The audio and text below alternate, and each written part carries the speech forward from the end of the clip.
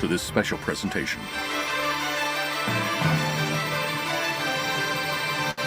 Enjoy the program.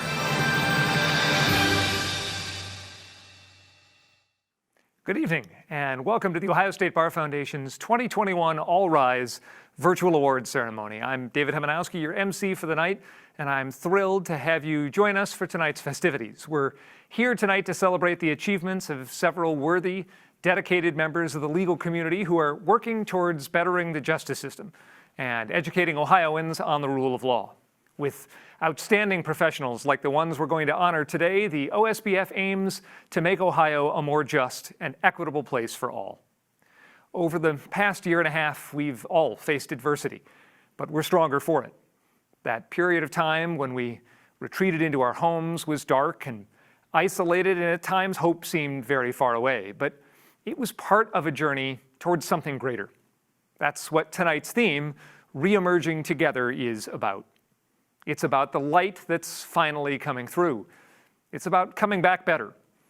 If there's a gift in this, it's that over the past year, we've grown stronger together. We've all had so much to learn and grow from, and now that we've spent our time reflecting about what matters most to us, we're ready to break out and fly. I want to thank every one of you for joining us tonight, and a big shout out and thanks to our event sponsor, Ball and Gaynor Investment Counsel. An additional thank you to our presenting sponsors, the law firms of Porter Wright and Tucker Ellis.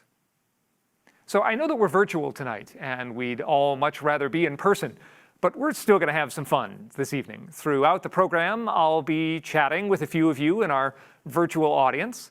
I want to check in and see how you're doing and hear about the work that you've been involved with. So let's see who I can see out here on our screens right now. Is that Kirsten Schoberg I see? Yep, I'm right here. It's great to see you, Kirsten. Would you join me in kicking off tonight's program? I would love to help you kick off tonight's program. Wonderful. Well, for those of you who don't know, Kirsten Schoberg is the Executive Director of Disability Rights Ohio, a recipient of one of the Foundation's Racial Justice Initiative grants and a 2020 OSBF Fellow. Kirsten, I'm really thrilled that you're here with us tonight. I'm really glad to be here, be able to talk a little bit about our work that we've done in collaboration with the OSBF. Wonderful. Well, I'm going to take just a moment to explain something, and then I'll turn it over to you to tell us more. I think we'd all love to hear about the work that you're doing, but very quickly, I want to give a brief overview of a new initiative at the Ohio State Bar Foundation, the Racial Justice Initiative. For the first time ever, the OSBF has provided up to $500,000 in grant funding to support initiatives focused on long-lasting impact and institutional change for racial justice. Grants that have been awarded in addition to the Foundation's traditional grant cycles. Already, $145,000 has been granted to worthy organizations like Disability Rights Ohio through the RJI effort. So, Kirsten, we'd love to hear more about the project that you're undertaking that was funded by RJI. What work are you going to do? What impact is it going to have? And how will support from the OSBF impact the people you serve? Please tell us more. Great, thank you so much. Obviously as a disability rights organization, we were particularly interested in sort of where the intersection of race and disability occurs. And unfortunately, one of those is very harmful and often tragic interactions with law enforcement that can lead to death or violence, as we've seen in the news, but it can also lead to other coercive outcomes, such as forced hospitalization, stints in jails or prisons, things like that. And we wanted to find a way to kind of get a system change that would prevent those things from happening in the first place, make it unnecessary for law enforcement to become involved with individuals who are people with disabilities, who are also people of color, and that have unmet needs in the community that are leading to a crisis situation that then ultimately leads to the police being called in. And so we applied for this grant to help us with this work. We knew we wanted to get at building up meaningful crisis support systems, particularly focusing on behavioral health services in our communities, which are often very lacking. And so with the grant that we have received, we are building a coalition of advocacy organizations that spans everything from social workers, faith-based and civil rights organizations. And there's a couple of two very important ways that the grant is going to help us reach this outcome that we're working towards. One is that we're going to be able to actually bring in some dedicated temporary staff, a law clerk that we had from the minority clerkship program over the summer, who's very interested in this work. With this grant, we've been able to hire him back part-time to support our team in the coalition building and through research and writing support. But the vast majority of the grant is actually going to go towards supporting the involvement of people with the lived experience themselves, people with disabilities who are people of color, who have experienced coercive or harmful interactions when they actually just needed crisis support services.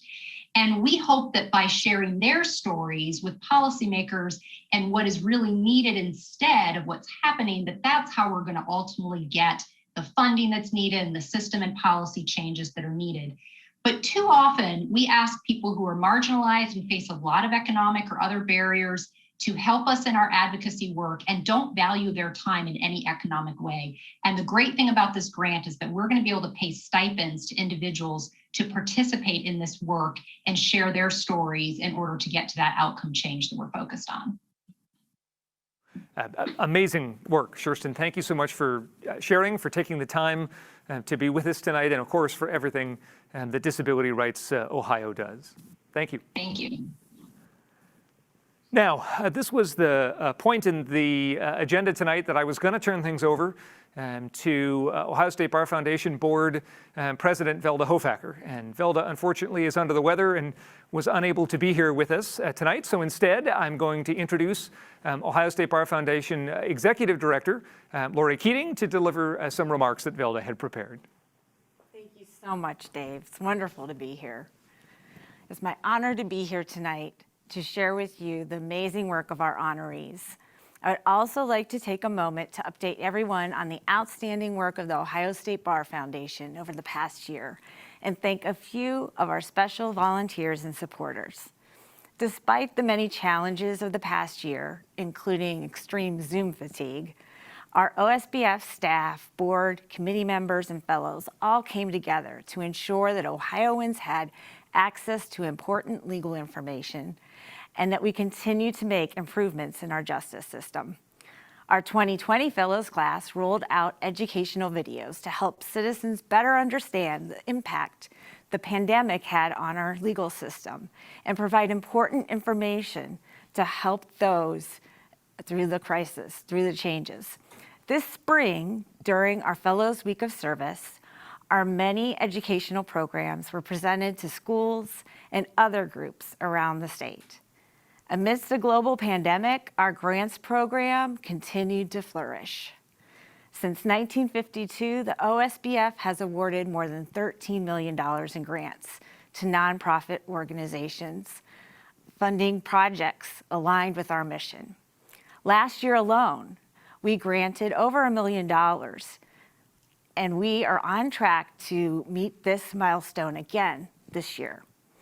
Our 3-year strategic grant geared towards improving adult civics education and knowledge has concluded and reached over 1 million people. Finally, we continue to make racial justice a reality in Ohio. As Dave mentioned earlier, we have granted $145,000 to projects aimed at making systemic and lasting changes towards racial justice in our legal system. As you may recall, the foundation has committed $500,000 as part of our racial justice initiative, and our grants committee has worked diligently to ensure that these funds have the greatest impact possible. It is a privilege to work with our trustees, staff, committee members, and fellows.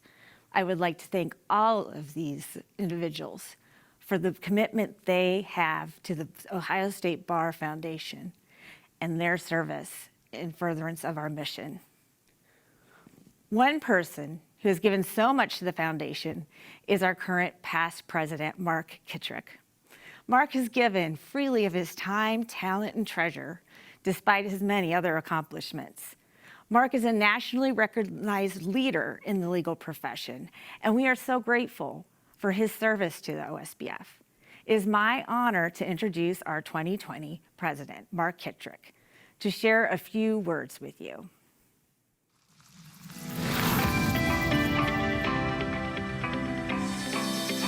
It has been a rare opportunity to have been a humble servant of the Foundation these past 10 years and to work alongside each of you as we both charted our unique and wide path to fulfill our mission and we stayed on course. As our system is continuously threatened by so many forces, seen and unseen, as there are no shortages, unfortunately, of inequities or injustices, and as we expand our thoughtful consciousness for humankind and strive to be egalitarian, it is all the more crucial in these times to continue to coordinate, collaborate, and cooperate so that we have lasting legacies that others follow or emulate. And OSBF positively affects more people than we can count now or possibly imagine. As Margaret Thatcher said, "Don't follow the crowd, let the crowd follow you." With you, great leaders, here are my thoughts.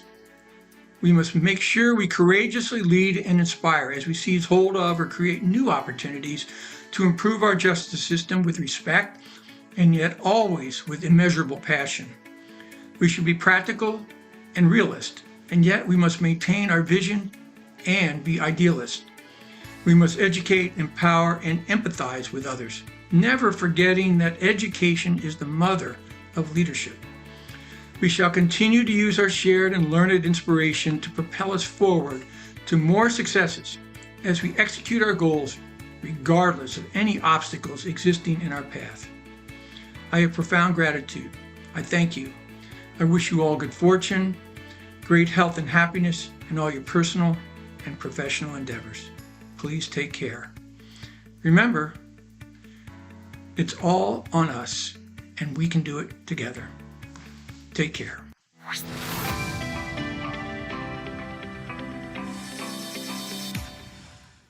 Thank you, Mark, for your thought-provoking remarks. I know personally, having served with Mark on both the board and the grants committee, Mark's influence and his advice and counsel is going to be very, very much missed, but we know that Mark will continue to be a valued part of our foundation.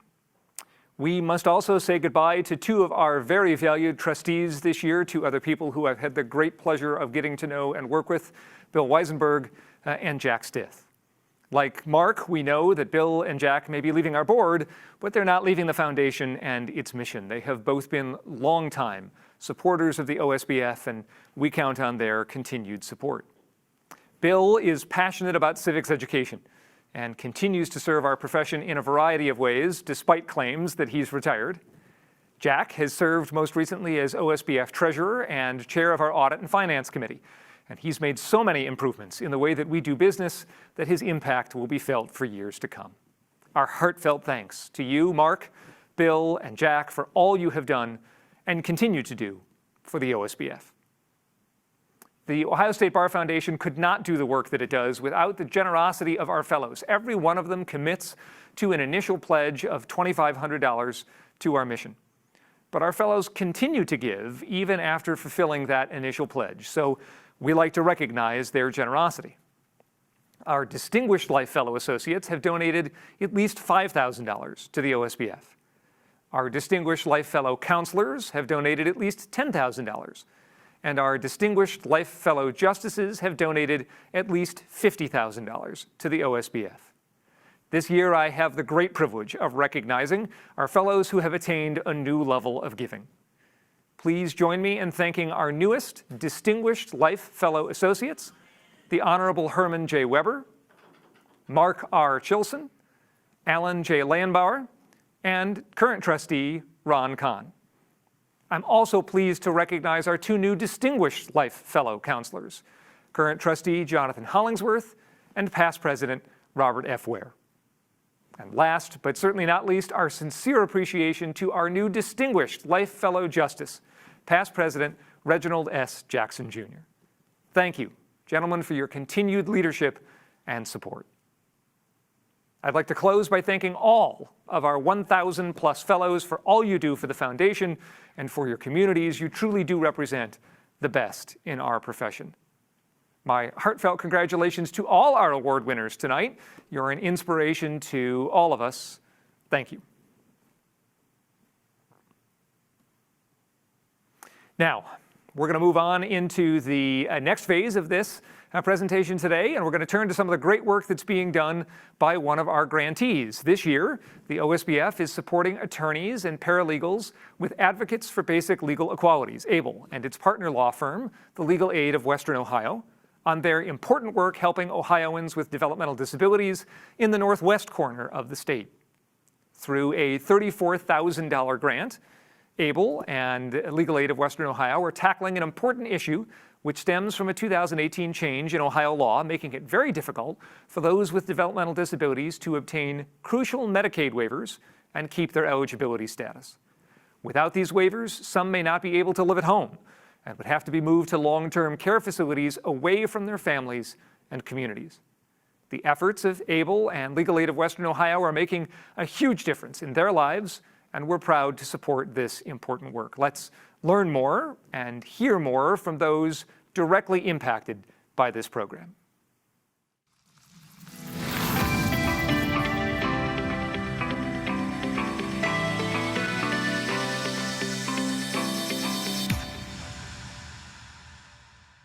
I'm a single mom raising 2 kids, and one with medical complexities, which comes with a whole nother side of financial burdens. So my daughter's name is Erin, and Erin is 14 years old now. We've known that Erin's been on the spectrum since she was very young, about 2 years old. Well, Parker has multiple diagnoses. Cognitively, he's where a normal 9-year-old, 10-year-old is, but physically and developmentally, he's not quite there. Our goal is eventually that our daughter is going to live 100% independently. So we want to either use remote supports or build enough skills that we can just give our waiver back. So I'm his primary caretaker. He's fully dependent. Provider services, just having somebody come in and help me was a struggle. There's 88 counties in the state of Ohio, and every county does it differently. In the last 6 months, we got approved for hours, and they tried to take all those hours away. Erin has been on the wait list in Ohio since 2011.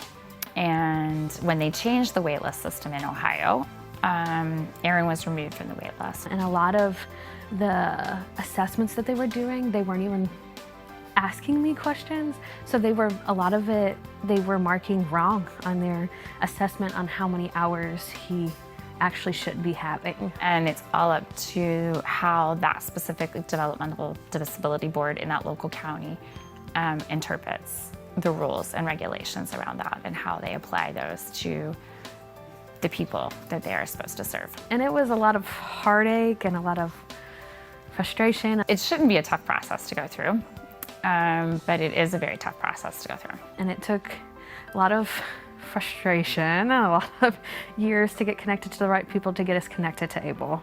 Once we got connected to ABLE, though, things changed. So we contacted ABLE and reached out to specifically Rebecca for support to get information about our rights and have someone work with us to protect our daughter's rights. And that way she could have the services that she needed. For me, they, number one, started reaching out to different resources that they knew of, just in general. And then we started our battle with the board. So what ABLE does is ABLE comes in and looks at your situation and goes and talks to county boards or the state Department of Developmental Disabilities and helps you access your rights and the services that you desperately need. ABLE was the one that was able to get those resources back to us to be able to take care of him long term. I would still be fighting at my local level and filing appeals independently, and I'm not sure where I'd be without ABLE. The things that he requires, he wouldn't have those things. Since services have started, our daughter is a different person. Help like in a friend way and not in a service way. I think since Kelsey came into our lives, Kelsey has been a great opportunity to go and do things that wouldn't be normally happening, huh? Our daughter went from a person who was trapped in her bedroom, depressed, sad. I do like playing Minecraft. To someone who is going out weekly. We went on a walk, we went to the park. I went in a river, I got my shoes wet.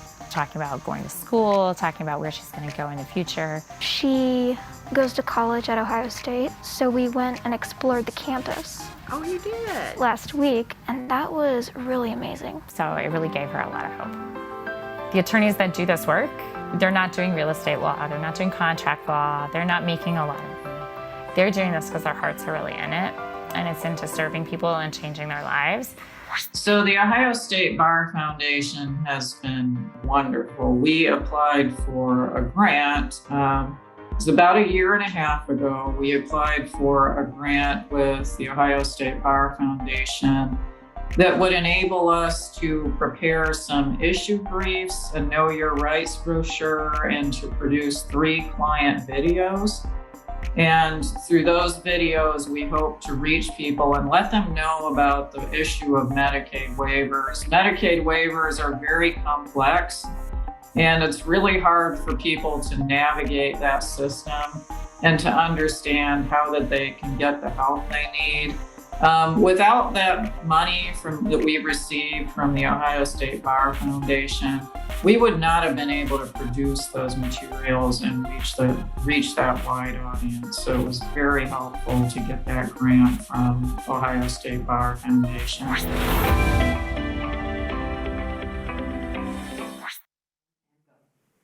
And it's work like that which makes me feel so fortunate to be part of an organization that has such a big impact on the Parkers and Aarons of the world. I first want to thank Abel and the Fern and Mitro families for allowing us into their lives for that intimate look. Now, I want to give a quick shout out to the 2021 Fellows class. This year's class came together right out of the gate.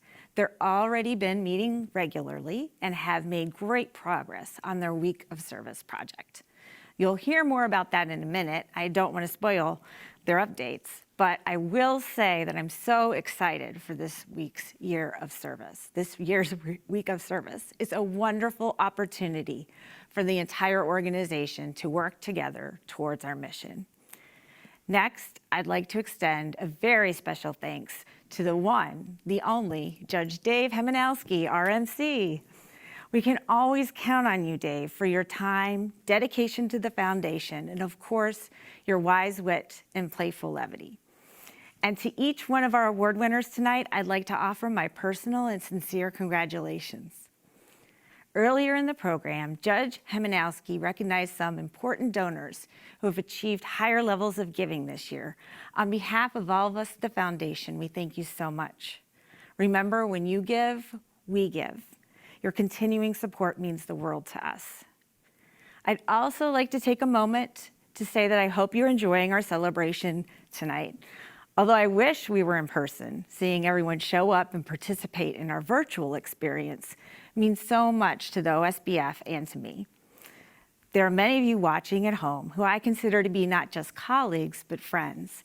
And I look forward to the day when we can gather again and emerge in large groups in person so we can be even closer in community and leadership. I'd like to continue tonight's program by offering some special thanks to our staff members. Tonight's event would not have been possible without their hard work and dedication. And I'm especially excited to welcome several new faces who have joined our team since our last annual awards dinner. I look forward to when they can personally meet you, our fellows, and our friends. As you're about to see, we may take our work and mission seriously, but we don't take ourselves too seriously. First, thank you to our development director, Sheila Buckley. Her commitment to our mission and our work is clear in every interaction she has with the rest of the team. I'm very happy to have Sheila at the helm of our development efforts. Next, thanks to Phil Kim, our communications and marketing manager, who helped us get the word out about tonight. Have you seen our social media lately? It's fun, it's energetic, and it's all Phil. He's creative, he's smart, and he's our newest team member. And to our database manager, Laura Spires, thank you. Laura has worn several hats so far in her tenure, working not only for our donor database, but also handling our website, publications, and most recently, our grants program. Her willingness to undertake any challenge, anytime, amazes me.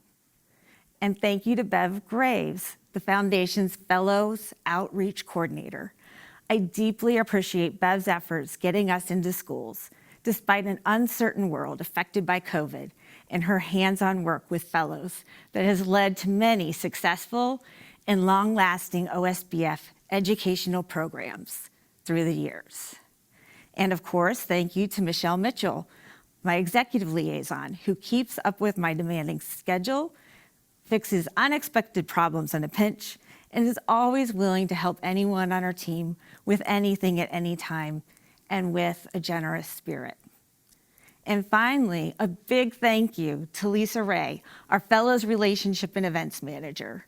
I'm so deeply appreciative of her commitment to courageously take our signature event of the year and recreate the magic virtually.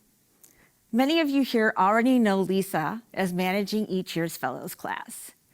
Thank you for taking care of our new members and making them feel welcome and an integral part of the OSBF. At the Foundation, we are so excited to be re-emerging together, and it all starts with the Foundation staff. We've certainly experienced the side effects of the isolation from working at home, but now that we're back in the office with new members on our team, we're recharged and eager to continue our work.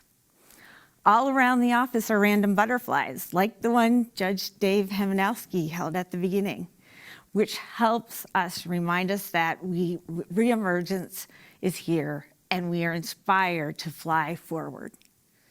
Now that I've made these very important thank yous, I'm turning it back to you, Dave.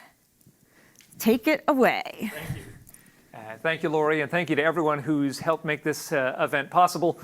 Lori was probably wise, despite her comments about my odd sense of humor in talking me out of my original plan, which was to start this presentation in a caterpillar costume.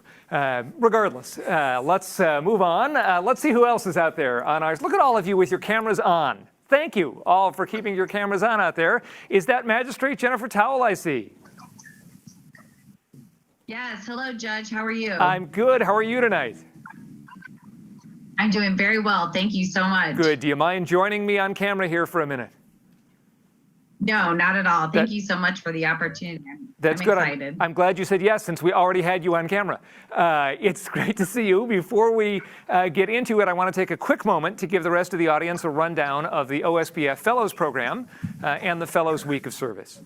Each year, the OSBF welcomes a new class of fellows, a group of talented lawyers who exemplify the highest standards of professionalism and are committed to serving their communities. These outstanding individuals offer their time, their efforts, and every year they work together on a worthy cause centered around a legal topic of their choice. With help from OSBF staff, each Fellows class designs its own year-long experience around the topic they've chosen, and this year's Fellows class wasted no time in deciding where to focus their efforts. Jen, I hear the 2021 Fellows class is really on fire this year. I think we'd all love to hear more about this year's plans for Fellows Week of Service. Please fill us in. Yes, thank you. As you said, each class of fellows has a primary focus, and they have their Fellows Week of Service, which will be held the last week of April in 2022. And this year's class felt that we would have great impact by using all of our combined resources as attorneys to address legal issues facing the LGBTQ+ community. So far, the plan includes hosting a multifaceted summit with topic experts at the Ohio State House. And we are also looking at having legal clinics throughout the state preceding Law Day on May 1st. The whole goal of our class and of this special week is to help educate the public about LGBTQ+ legal issues, as well as to assist LGBTQ+ persons in understanding their rights and also being able to exercise their rights under the law. The statewide effort's going to be led by the Fellows class of 2021, but we also have fellows from other classes as well as the staff at the OSBF helping us out, and everyone else will be invited to participate. We're really excited. Wow. Every year I'm amazed at what our fellows classes come up with, and this year an incredible, outstanding class of individuals and a worthy Fellows Week of Service project. Thank you, Jen, for joining us tonight. Thank you, Judge. Well, now I'm very excited to begin the part of our program tonight. That's why we're here, the presentation of our annual awards. To honor and recognize 3 amazing individuals and 1 incredible organization that have gone above and beyond to give back to their communities through service and to demonstrate excellence in pursuit of the OSBF's mission. That mission, of course, being to build a better, stronger justice system. A quick note, we don't want to let the virtual experience hamper our excitement tonight. Although we can't hear you clap, we can see you clap, and you're going to see me clap throughout the program. So feel free to share your enthusiasm for our winners along with me.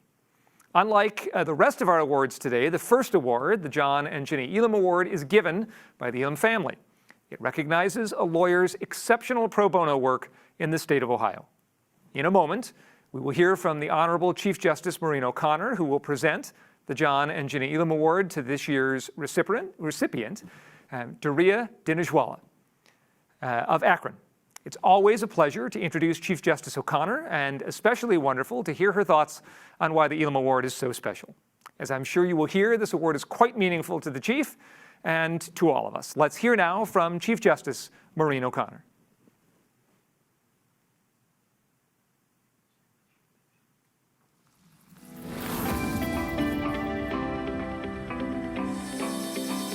As Chief Justice, it is my pleasure to present this year's John and Ginny Elam Pro Bono Award.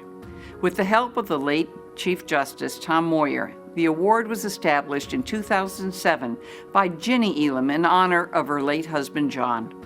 The award was created to recognize exceptional pro bono legal work by Ohio attorneys and to direct a monetary grant to the charitable organization of the recipient's choosing. The award also takes into consideration a nominee's non-legal work on behalf of the poor and disadvantaged. This year, the honoree is Duriya Dhinojwala. Duriya, affectionately known as Dee, is from Akron. She is an immigration and bankruptcy attorney for the Brennan, Manna, and Diamond law firm. 4 years ago, Dee started the Neighborhood Law Clinic in downtown Akron. It's a pro bono partnership with Community Legal Aid. Since its inception in 2017, the free legal clinic has served more than 200 people. Dee organizes, secures funding, and provides legal advice for an initiative that's been described as community lawyering. Prior to COVID, Dee and volunteer attorneys would help at-risk Ohioans on site with civil legal issues. These get-togethers were held in a community center and on Saturdays to make access to justice as attainable as possible. Getting time off the work week and finding transportation can be difficult for many people. For the past 2 years, Dee has helped establish virtual sessions to deal with the pandemic. Dee also created a pro bono committee at her law firm to develop these kinds of programs. Instead of helping just a few people herself, she has established a larger network of assistance to prevent low-income people from falling through the cracks. Dee's pro bono leadership is exemplified in another way. She's a board member and volunteer attorney for Community Legal Aid. There, she mentors young lawyers and summer associates, offering guidance and speaking about the importance of incorporating community service into their future practice. Dee's ability to lead with ideas and to serve extends to other local organizations. Those include the India Sunday School, the Indian Community Association of Greater Akron, and the Association of Asian Indian Women in Ohio. As an immigrant from Mumbai, she gives back to her fellow Indian Americans through cultural preservation and her legal expertise. Dee has always believed that life as a lawyer is a privilege because legal help, like medicine, is expensive and not everyone can afford it. As part of her pro bono work, she tries to transform lives through justice and strives to make her community a more equitable place. Steve McGarity, Executive Director of Community Legal Aid, nominated Dee for the Elam Pro Bono Award.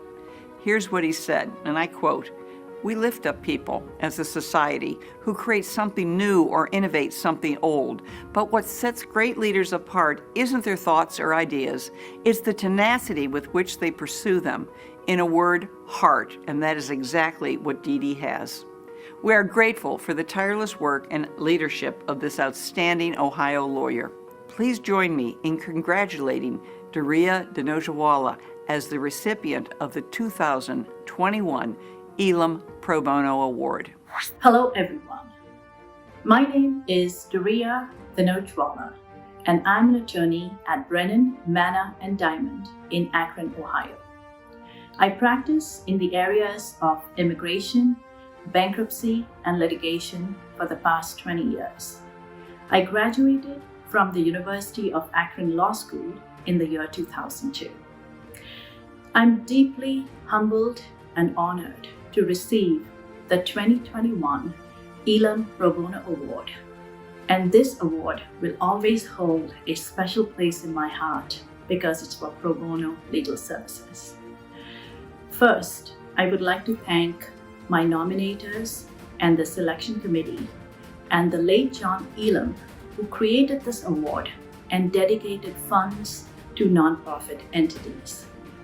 Second, I would like to thank my law firm, Brennan, Manna & Diamond, and Community Legal Aid, who partnered with us to create the pro bono legal clinics in the past 4 years. Last but not the least, I would like to thank my family and friends, without whose support none of this is possible. For my closing remarks, I would like to say that there's a segment in our society who does not have access to justice or lawyers. There's a segment in our society where individuals do not know how to read English or understand simple documents. Therefore, it's extremely important that we continue doing pro bono legal service because it can literally change someone's life. I know it did mine, and I'm grateful for it. Thank you, thank you, thank you.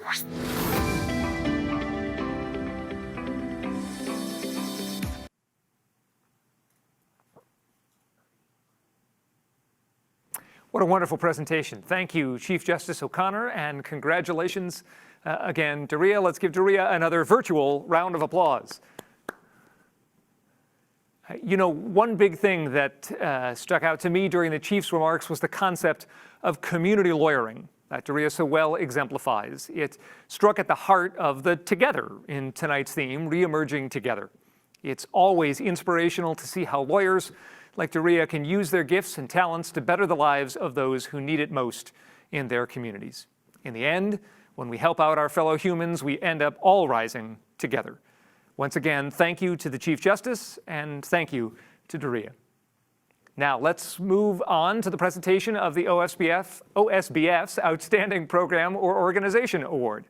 The Outstanding Program or Organization recognizes a program or organization, fittingly, that promotes dissemination of information about, increases access to, or generates improvements in the justice system.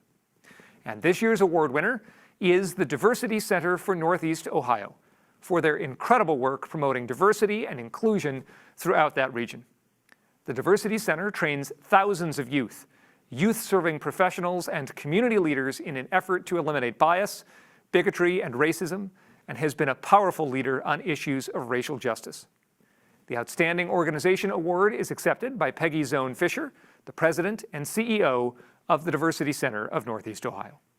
Peggy has been a Cleveland business and community leader for over 30 years, receiving many local, state, and national recognitions for her business and community leadership.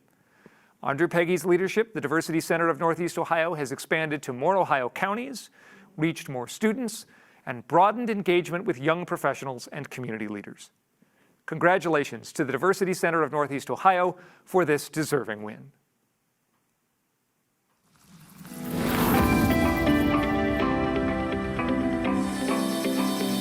Diversity Center of Northeast Ohio is particularly deserving of the Ohio State Bar Foundation's Outstanding Program or Organization Award this year because of the Ohio State Bar Foundation's Racial Justice Initiative. One of the things that I love about the Diversity Center is their recognition and their ability to reach the youth of our city. We asked them to come in to work with our students with their U-Lead Junior sessions, which discussed ethnicity and diversity and anti-bullying and just having a positive image of yourself and really just being kind to others. And not just racial diversity, but people with disabilities, LGBTQ. And they go over this over and over again so that the children start, I think, to rethink what you've been taught. The various classroom lessons I attended, they all had different teachable moments, depending on the interaction with the facilitators and the students. On what I regard as basically a shoestring, it has a modest revenue of about $1.4 million a year and a dedicated qualified staff of about 12 people. And through that, they serve an incredible number of organizations and individuals. They built really powerful, meaningful relationships with the students in order for them to make those connections and have those conversations. Wow, Peggy's Own Fisher is non-stop. I have not been on a meeting where she hasn't been 110%. I can't imagine the center having anyone else at this point at the helm. The Diversity Center of Northeast Ohio is deserving of this award because of their sincere interest in making a difference. On behalf of the Diversity Center of Northeast Ohio's board, staff, and thousands of students and young professionals with whom we work, I want to just say thank you very much for this very, very special honor. Special thanks to OSBF board member Ron Kahn, who nominated our organization for this award. The award means a great deal to us because the Ohio State Bar Foundation and the Diversity Center share a core commitment to justice, equity, diversity, and inclusion. I've read about your racial justice initiative and admire your belief in the power of inclusive and diverse perspectives and creating an environment where everyone is treated equally with dignity and respect. Although I'm not a lawyer, I do live with one, and I'm very familiar with your work to advance the law and build a better, fairer, and more accessible justice system because my husband Lee, when he served as Ohio's Attorney General and now as Dean of Cleveland Marshall College of Law, has worked with many of you over the years, including President Velda Hoffacker, Janet Green Marbley, and Bill Weisenberg. And together, Lee and I have worked closely with the Cleveland Metropolitan Bar Foundation to advance diversity and inclusion. Now, let me take a moment to tell you just a little bit about the Diversity Center. It was founded in 1927 as the National Conference of Christians and Jews. We are the oldest and largest nonprofit organization in Ohio committed to creating communities where all people are connected, respected, and valued. In 2006, shortly after I was appointed president and CEO, we then became the Diversity Center of Northeast Ohio. Our mission is the same. It's never changed since 1927. Our mission is we work to eliminate bias, bigotry, and racism. So today, through our school and youth programming, our shift consulting, and lead diversity programming, we promote understanding and respect and institutional equality on matters of race, age, religion, ethnicity, culture, ability, gender identity, sexual orientation, and socioeconomic status. We achieve this through youth programming and by promoting diversity and addressing institutional biases in the workplace. Make no mistake, diversity is under attack today. It's never been more important to educate and inspire a new generation of leaders who will continue to break old barriers and make new history.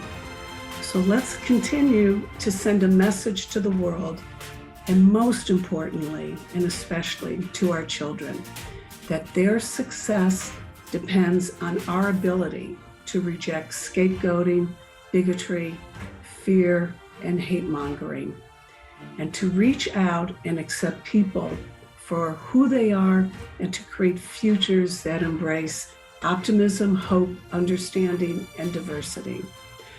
I want to thank you again for this incredibly wonderful, great honor and our shared commitment to JEDI, justice, equity, diversity, and inclusion. May we all be JEDI warriors. Thank you.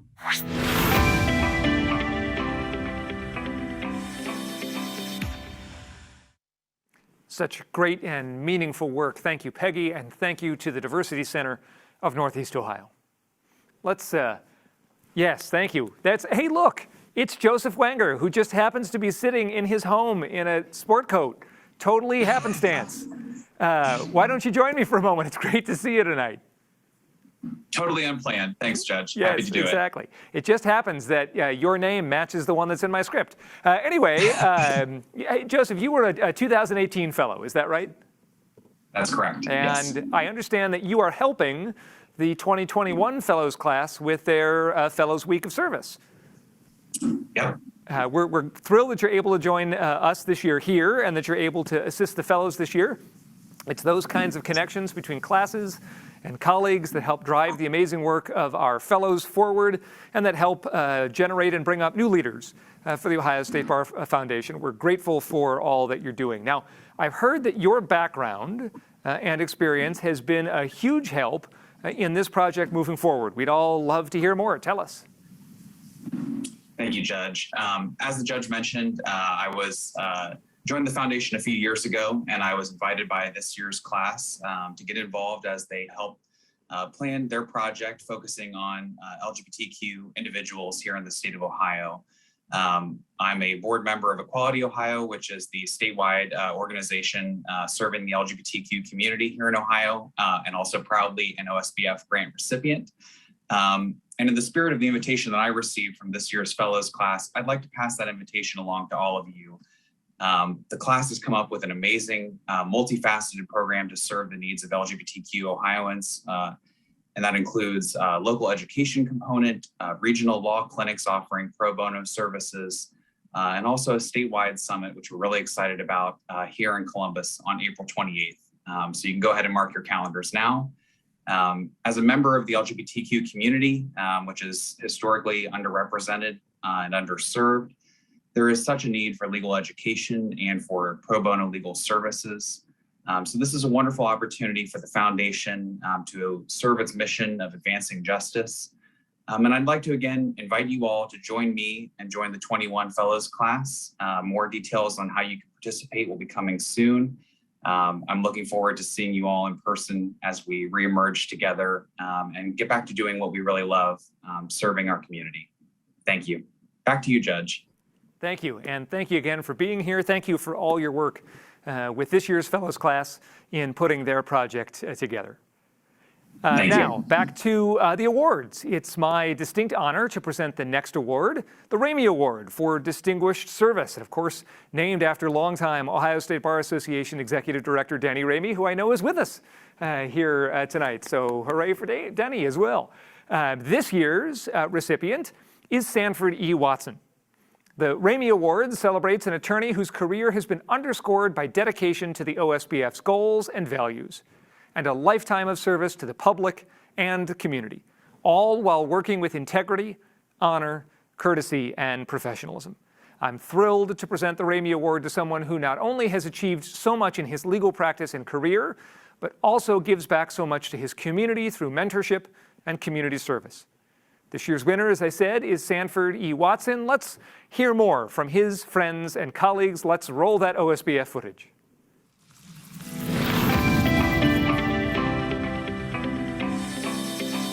I I happened to know of Sanford long before I ever met Sanford. Here in Cleveland, he's a bit of a local celebrity. I was a third-year student at Georgetown University Law Center, and I met Sanford when he was a first-year student. It feels like I've known Sanford my entire legal career. He quickly became my mentor and my sponsor once I started here. I'm very fortunate to be Sanford's partner here at Tucker Ellis. When I started at Tucker, standing in the lobby, he walked past me and was like, I know him.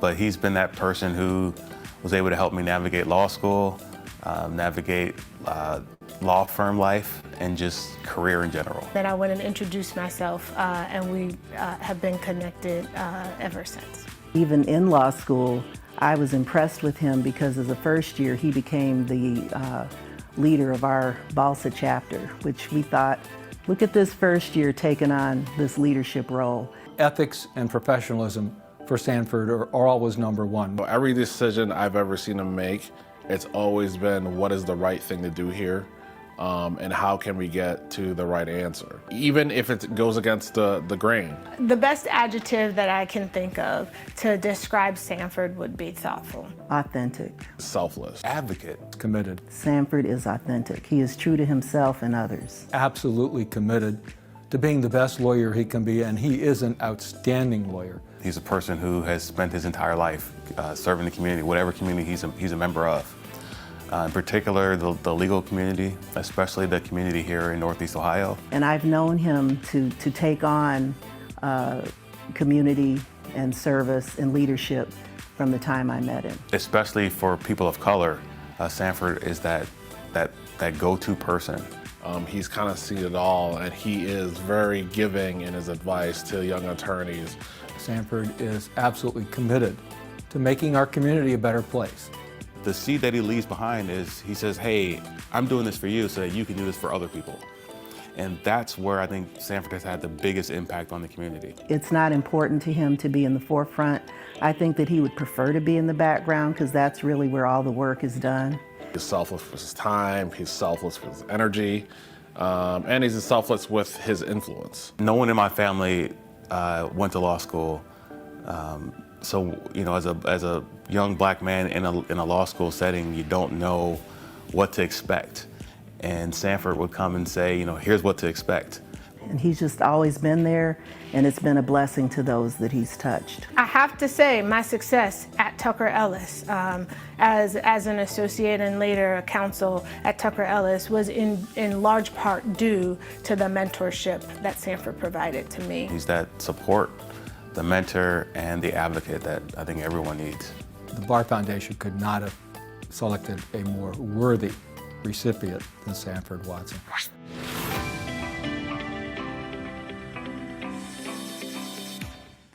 And we're incredibly fortunate tonight to have Sanford here with us, so I will turn it over to him for his remarks. You know, this is truly an honor, and I know God is good. I want to thank my wife, Susan, my mother, father, and my entire family for all the love and support they have given me. I also want to thank the presenters that you just heard from. You know, in our profession, there's a shortage of black lawyers. I'm here because I stood on the shoulders of those who made a way for me. And there were many.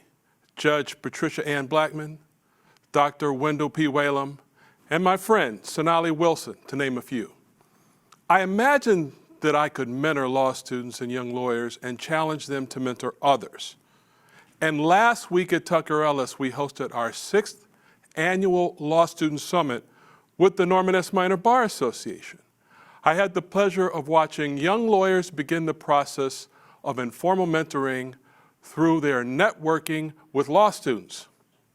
Black lawyers matter, and the process begins with black law students. Now, we all witnessed the death of George Floyd, and a little bit of us died with him. But now we have reemerged, inspired to contribute to the diversity of our profession. If I can persuade you to do one thing, mentor someone in your profession or on your job, we all can make a difference. I know that I've been inspired to make a difference myself. Thank you. And thank you, Sanford. Let's give another round of applause, virtual and live, to Sanford very much. Thank you for being here today. And congratulations. Thank you. Hold on. I'm getting I'm getting some breaking news here, I think. Hold on. It's in my earpiece here. I've been alerted by our team that we've got a Zoom bomb, but it's a good one. It's a good one. It's a group with a special message. Let me turn it over to our producers. Go ahead, take it away.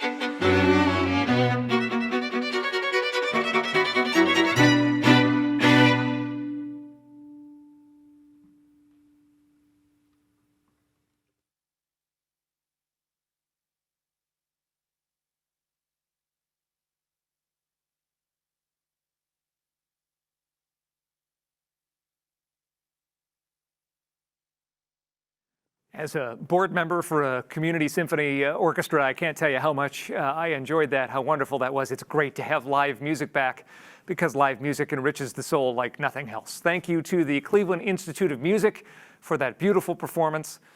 Music and the arts are so important to us as we start to recover from the past year and a half. We all have a role to play as we move forward, even us as lawyers and judges. We need all hands on deck to bounce back. I really hope we all remember and keep close the together part of tonight's theme, re-emerging together. Congratulations again, Sanford. You are so deserving of this honor. That brings us now to our final award of the night, the Ritter Award.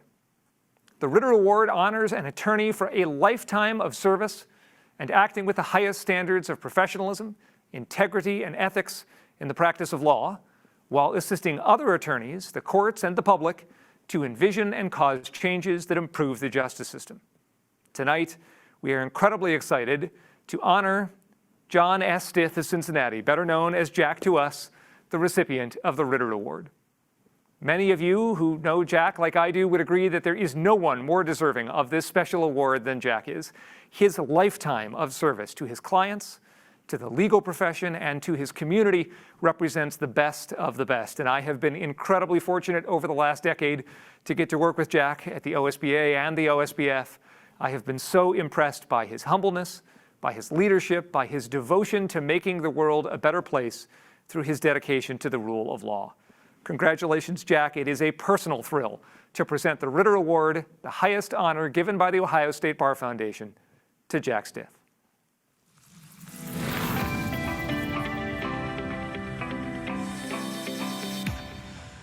There's a term which is perhaps the highest compliment that one can pay to a fellow lawyer, which is to be a lawyer's lawyer. Jack Stith is a lawyer's lawyer. Not many people could practice for nearly 60 years like Jack, and certainly not in the manner in which he has. Always willing to listen, always interested in what you have to say, always happy to help. A man of great vision. What sets Jack apart from many of the lawyers that I know is not only his accomplishments but the humility that he brings in all conversations I've ever had with him. His service not only to his clients but to the public is simply unmatched. I've always been able to look at Jack as a mentor and as a go-to person. If there was ever an ethical or a professionalism question of any nature, Jack was the guy who would give the up-and-up answer. When he conducts meetings, for example, he's very good at not only seeing the big picture of an issue, but picking apart and diving into the sometimes difficult to ask questions. Each time I am with Jack, I am encouraged by his enthusiasm for the profession, his wisdom, and his vision. Even by the time I met Jack, his reputation in the legal community was well known. There's no question that he has left every place he's been a better place for him being there.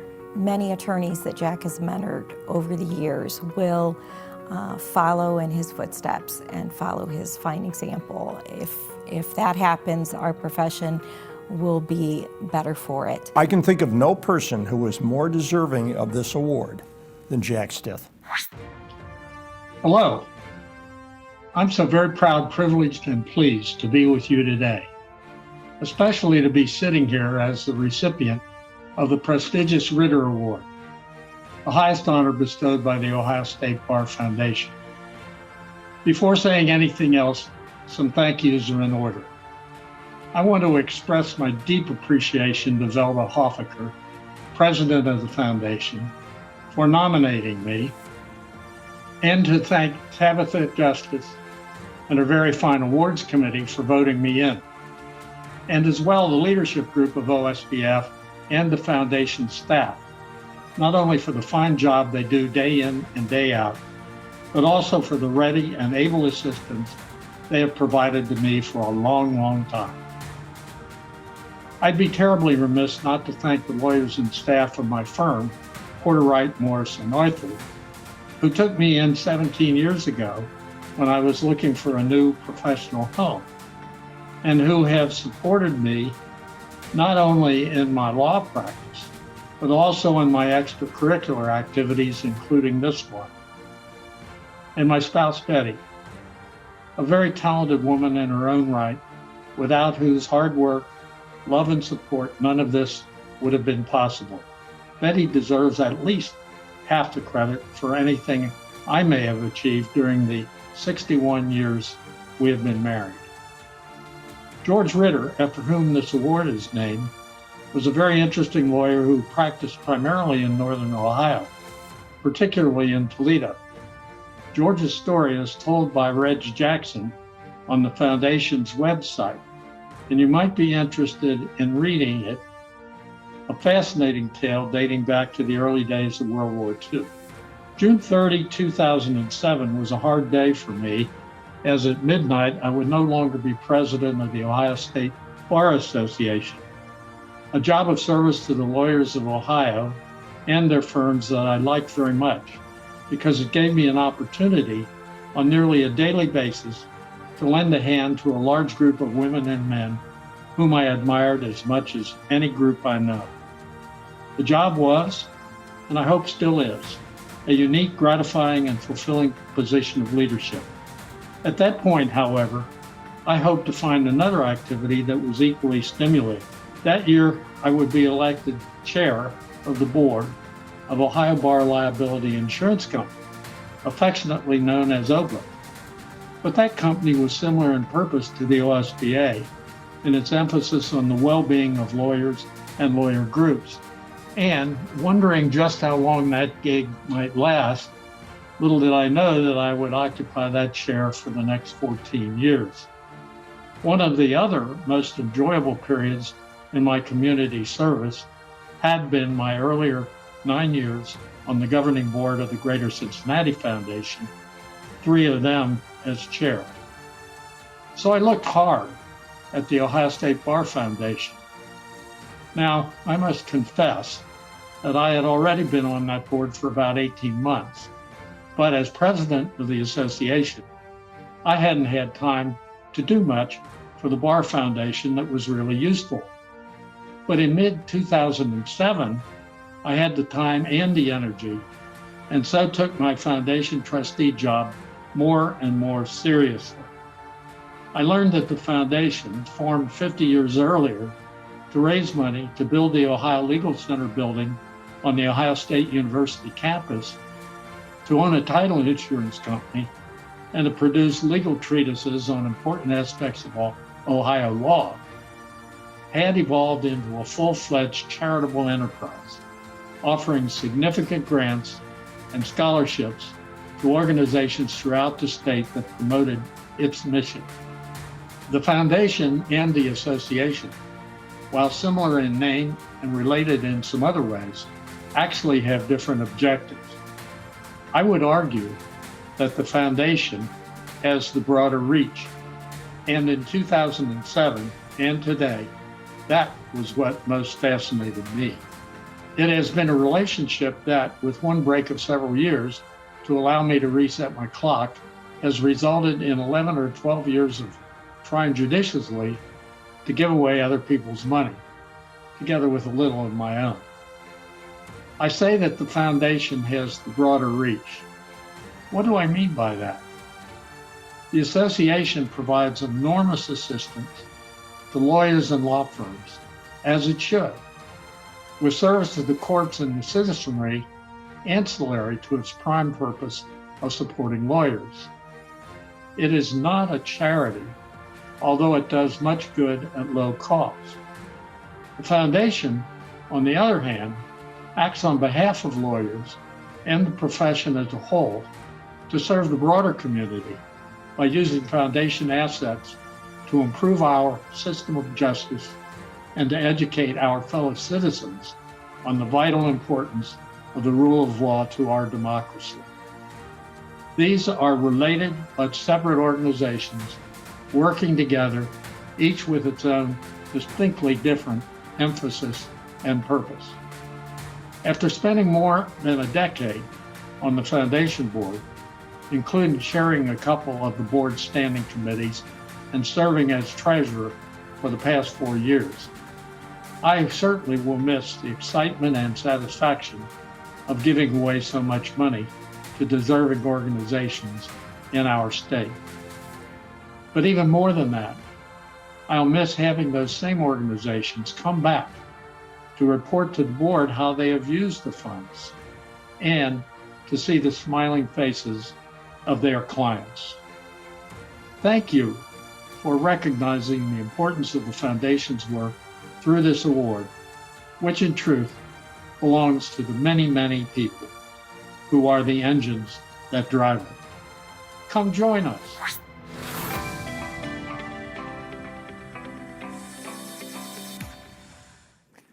Jack may miss the board, but we're going to miss him even more. We know he won't go far. Let's give one big virtual congratulations to Ritter Award winner, Jack Stith.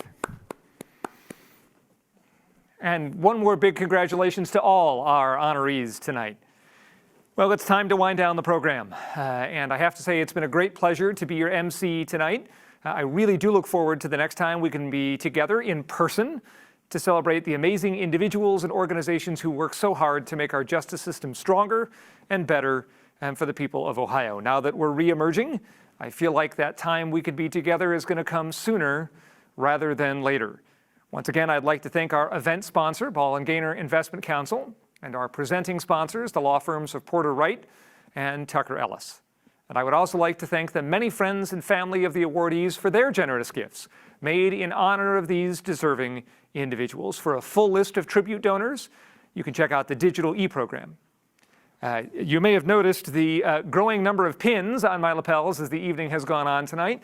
You stick around these organizations long enough and they collect. I think I've got just as many OSBA pins from over the years as I do OSBF ones.